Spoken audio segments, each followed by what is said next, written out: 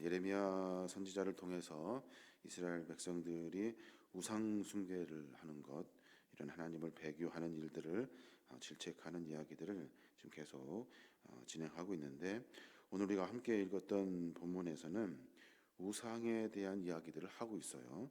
우상이 도대체 무엇이냐 하는 거죠. 본문에서 유다 백성들이 그렇게 심취해 있던 우상 숭배, 뭐가 그렇게 좋은지 우상을 그렇게 섬겼다는 거예요. 그 우상에 대해서 예레미야를 통해서 하나님께서 선포하고 계시는 거예요. 우상이 뭐예요? 우상은 헛되고 무익한 거죠. 헛되고 무익한 것. 예레미야는 유다 백성들이 멸망하게 된 죄악 중에 가장 큰 죄악이 뭐냐면, 너희들이 그렇게 섬기려고 하는 우상 숭배, 이 우상 숭배 때문에 너희들이 망하게 되었고, 그것처럼 어리석은 것이 없고 허무한 것이 없다라고 이렇게 선포하고 있는 겁니다. 이 우상 숭배의 출처가 어디냐는 거예요. 어디서 왔어 이거 보니까 2절에 그래요. 이방인들에게서 왔다는 거예요. 2절 보면 여호와께서 이와 같이 말씀하시되 여러 나라의 길을 배우지 말라. 이방 사람들은 하늘의 징조를 두려워하거니와 너희는 그것을 두려워하지 말라. 분명하게 선포하고 계셔요. 이방 신들이 어디서 왔냐면, 우상신이 어디서 왔냐면 이방 사람들에게서 왔다는 거예요. 이방 사람들은 무엇을 무서워하냐면 하늘의 징조를 무서워한다는 거예요. 하늘의 징조를 왜 무서워해요? 하나님을 알지 못하기 때문에 무서워하는 거예요. 천지를 만드신 분은 하나님이신데 그 하나님을 모르니 천지가 어떻게 되어 가는 것을 깨닫지를 못한다는 거예요.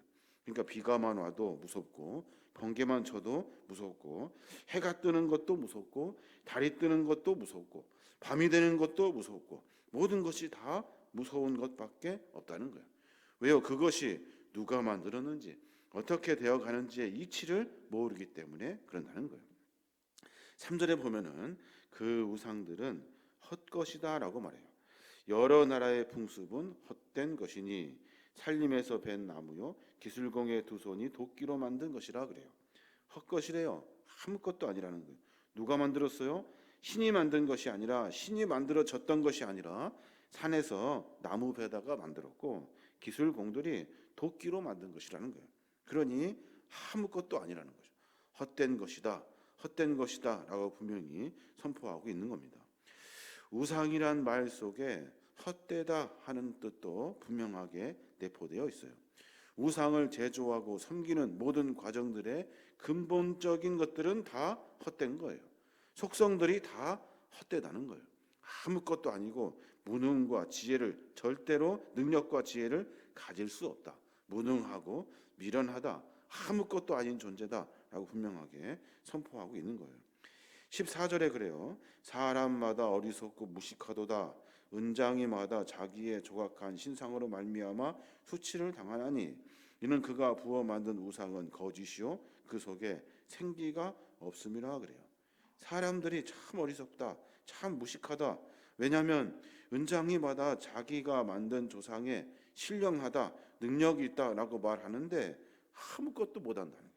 그래서 결국에는 수치를 당하고 만다는 거죠. 그러니까 우상은 다 헛것이라는 거예요. 그럼 하나님은 어떤 분이십니까? 하나님은 하나님에 대해서 분명하게 이야기해요. 우상과 하나님을 비교하는 것 자체가 안 낫지만 그래도 예레미야는 하나님에 대한 이야기들을 해줘요. 허탄하고 무익한 우상의 실상을 다 지적하면서 허탄한 삶에 살아갈 수 없음을 분명하게 깨닫게 해주기 위해서 하나님이 어떤 분이신지 소개해요. 6절부터 보면 여호와여 주와 같으니 없나이다. 주는 크시니 주의 이름이 그 권능으로 말미암아 크시니이다 그래요. 여호와는 어떤 분이시냐면 크신 분이라는 거예요. 권능으로 말미암아 큰 분이라는 거예요. 우상 만들 때 제일 크게 만들죠. 최대한 크게.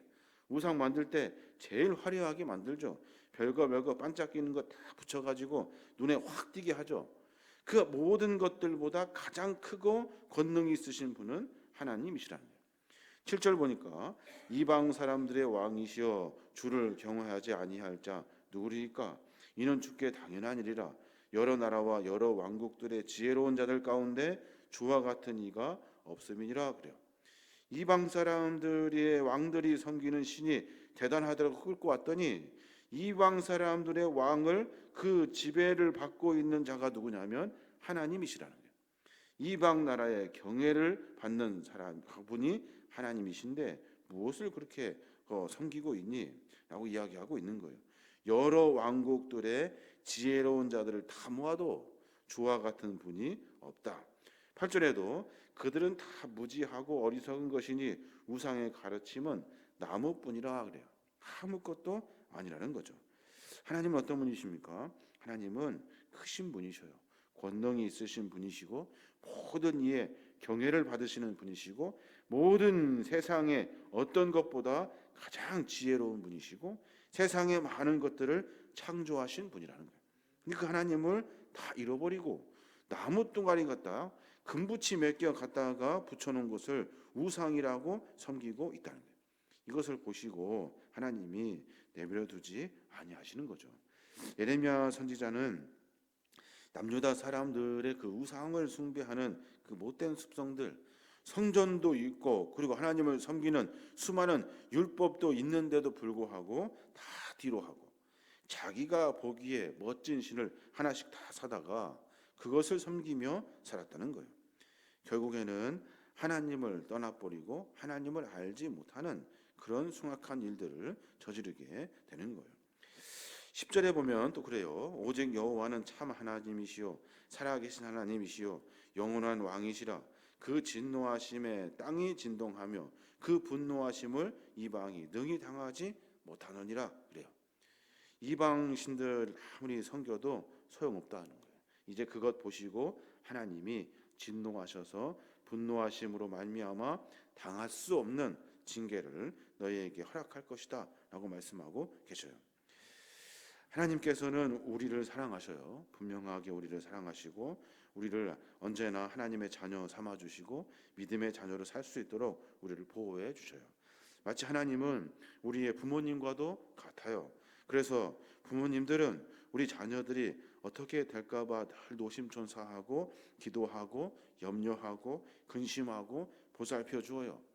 그 하나님의 거룩한 사랑을 알지도 못하고 깨닫지도 못하고 마치 페루나처럼 부모를 다 버려버리고 부모를 다 밀쳐내버리고 다른 것 섬기며 쫓아다니는 어리석은 패망한처럼 살아간다는 거예요. 이 페루나처럼 살아가는 삶의 모습을 하나님이 좌시하지 아니하시고 징벌하시겠다고 말씀하시는 거예요. 어떻게 됩니까? 잘 아시는 것처럼 남유다 결국에는 다 망해버리죠 말죠. 다 패망해버려요. 하나님의 진노 앞에 서게 됩니다. 선민이라고 하나님을 섬기며 그것 자랑하며 살았던 율법을 가지고 있네 하며 스스로를 다 대단한 것처럼 말했던 그 이스라엘 백성들의 사람들의 모습이 완전히 패망해버리고 말아요. 전쟁으로 말미암아 비참한 꼴을 당하게 되더라는 거예요. 우리가 내일 봐야 될 본문입니다만은 17절에 보면 그래요. 17절에 보면 에워싸인 가운데 앉은 자여 내 짐꾸러미를 이 땅에서 꾸리라 그래요. 무슨 말이에요? 에워싸인 가운데 앉은 자여, 포위된 자여라는 뜻이죠. 바벨론이 쳐들어와 가지고 완전히 다 에워싸인 가운데 딱 앉아 있는 남유다, 예루살렘, 이스라엘 사람들아, 짐 싸라 이거예요. 짐 싸라. 내 짐을 꾸려라. 이 땅 가운데 그 짐을 꾸려서 이제 너희들은 도망자가 될 것이다 하고 선포하고 계신 거예요. 바벨론이 쳐들어와 가지고 포위해 놓고 18개월 동안 기다리죠. 아주 긴 시간이에요. 밖에 나가 식물도 키울 수 없고 동물도 키울 수 없고 물도 길러올 수 없는 상황에 봉착해 하게 돼요. 그곳에서 앉아 포위된 상황에서 짐 싸가지고 도망가야 되는데 도망갈 수도 없어요. 결국에는 바벨론이 예루살렘 성을 침공하여서 아주 비참한 일들을 당하게 되고 결국에는 남유다 사람들을 다 끌고 바벨론으로 다 이주시켜 버려요. 그 땅에는 누가 남아요? 아무 힘없는 사람들만 남아요. 의식주마저 공급받지 못하는 황폐한 처소로 변하게 돼 버려요. 전쟁으로 인해서 젊은이들이 다 끊어져 버리고 그리고 어르신들과 노인들만, 힘없는 노인들만 남아가지고 더 이상 땅을 개간할 힘이 없어가지고 거기에서 비참하게 굶어 죽게 된다는 거예요. 이런 일들을 겪게 하신다는 거예요. 왜요? 하나님을 섬기지 않고 우상을 섬겼기 때문에 그렇다는 거예요. 헛된 우상, 그 헛된 우상을 버리지 못하면 우리도 하나님의 진노 안에 서게 되는 겁니다. 뭐 겁줘 가지고 하나님을 섬기는 것이 아니라 원래 원칙으로 본질적으로 세상 창조하신 분은 하나님이심을 알아야 한다 하는 것을 분명히 선포하고 있는 겁니다. 하나님을 찾지 않을 때, 하나님 안에 있지 않을 때 우리 모두가 다 패망하고 말게 되는 거예요. 12절에 보면 그래요. 여호와께서 그의 권능으로 땅을 지으셨고 그의 지혜로 세계를 세우셨고 그의 명철로 하늘을 펴셨으며 그가 목소리를 내신즉 하늘에 많은 물이 생기나니 그는 땅 끝에서 구름이 오르게 하시며 비를 위하여 번개치게 하시며 그 곳간에서 바람을 내시는도다 그래요. 이 모든 일들을 하시는 분은 하나님이셔요. 이방신이 아니라 다른 나라의 신이 아니라 하나님이 그 일을 하신다는 거예요. 그것을 분명히 알고 삶 속에서 하나님을 고백하며 살아야 한다는 겁니다. 오늘 말씀을 가만히 묵상하면서 내 안의 우상은 무엇인가 한번 생각해 보게 됩니다. 내가 혹시 하나님보다 더 중요하게 생각하는 것이 무엇인가? 늘 우리는 그렇게 말하고 고민하지만 자꾸만 우상의 것으로 마음을 빼앗기는 우리의 연약함이 있어요. 어떻게 해야 됩니까? 매번 반복하여 늘 알고 깨달아 내 삶이 습관이 되게 해야 돼요. 우상을 쫓아가는 내 삶의 모습을 정비해서 다시 하나님을 찾아갈 수 있는 그런 몸부림이 우리 안에 있어야 하는 겁니다. 그게 바로 하나님 안에 은혜와 축복과 사랑을 만나는 귀한 은혜의 길이 될 겁니다. 오늘 이스라엘 백성들 말씀을 가만히 묵상해 보면 정말로 패망해 가는 이스라엘 백성의 모습을 우리가 보게 됩니다. 결국에는 망해가는 이스라엘 백성들의 모습을 보고 오늘을 살고 있는 우리의 삶을 분명히 정비해야 할 것입니다. 하나님이 아니라 다른 것을 내 우상으로 삼았던 것들이 있다 한다면 고쳐서 다시 하나님을 찾아갈 수 있도록 하나님의 앞에 죄를 토설하고 용서함을 구함으로 말미암아 하나님의 한없는 은혜와 사랑을 우리가 다시 만나야 될 줄 믿습니다. 그런 은혜의 삶으로 말미암아 여러분의 인생과 삶이 더욱 주님과 가까워지고 하늘의 복을 누리는 우리 모든 믿음의 권속들 되시길 주님의 이름으로 축원합니다.